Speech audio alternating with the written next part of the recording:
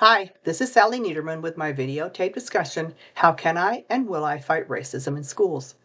To start, if we are to presume that there is racism in our schools, then it would be a good idea to prepare in advance some kind of counteroffensive that would not be utilized impulsively, but rather in response to documented incidents. We cannot improve or eliminate the problem if we, as educators, overreact and create an even bigger situation before all sides have been heard. Sometimes it is just too easy to call someone a racist just because you do not agree with their opinion.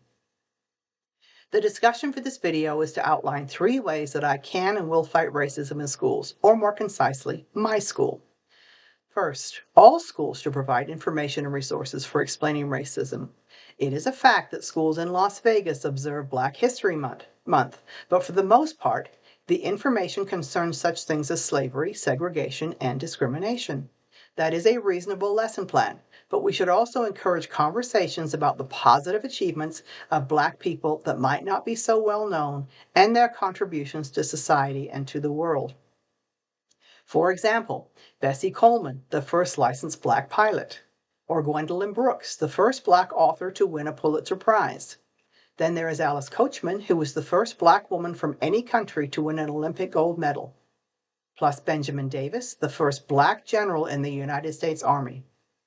Another contributor was Gordon Parks, the first African American photographer on the staff of Life magazine and who later helped found Essence magazine. When interviewed in 1999, he profoundly said, "I saw the camera could be a weapon against poverty, racism, and all sorts of social wrongs.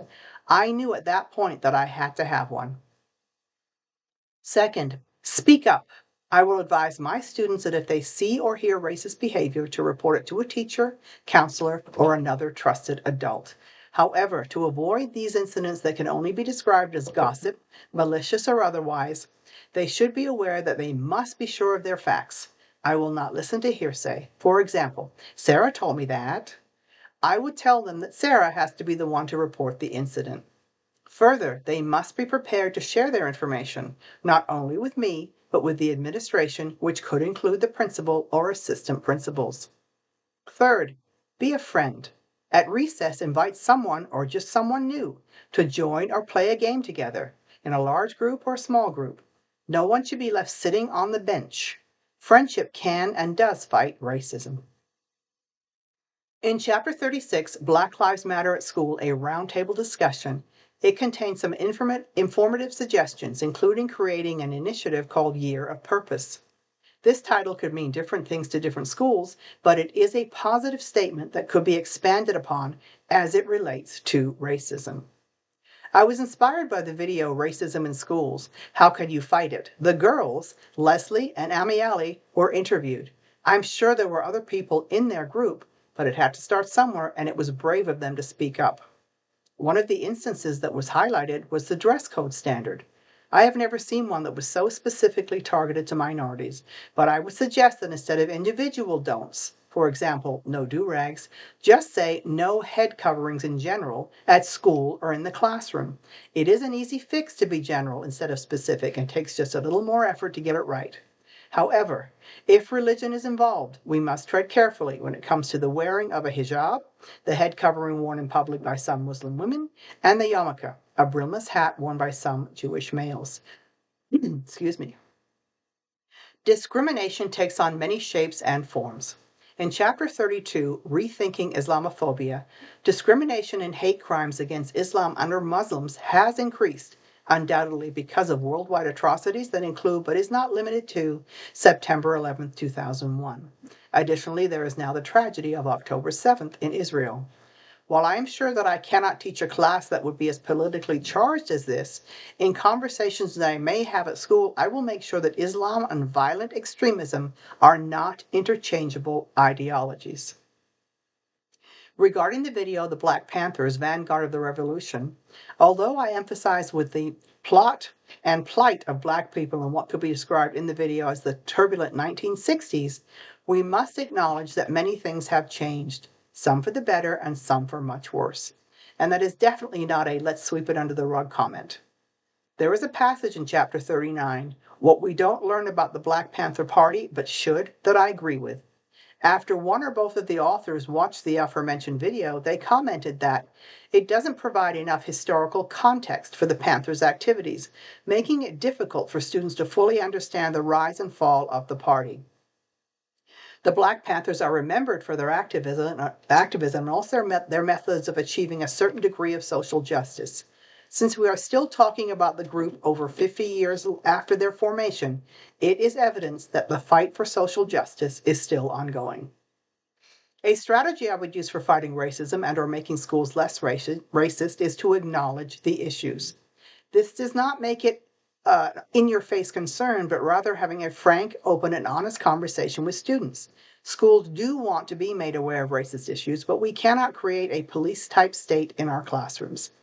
Explain the proper procedure for reporting issues and indicate that they, the students, must not take it upon themselves to fix the issue. The mantra should be, if you see or hear something, say something to an appropriate adult. Another strategy that I would incorporate for fighting racism in schools is to present both sides. Please note that I said present, not defend. It is not up to me to make that decision, only to present the facts. And a strategy I would introduce, if applicable, would be the Black Panthers 10-point program, which makes a lot of sense and should be discussed. Just 3 examples are decent housing, safe and adequate living conditions for Black communities, fair trials, juries with Black representation and due process for Black defendants, an end to police brutality, an end to violence and harassment by law enforcement against Black people. Again, these points were written over 50 years ago, and they are still salient today.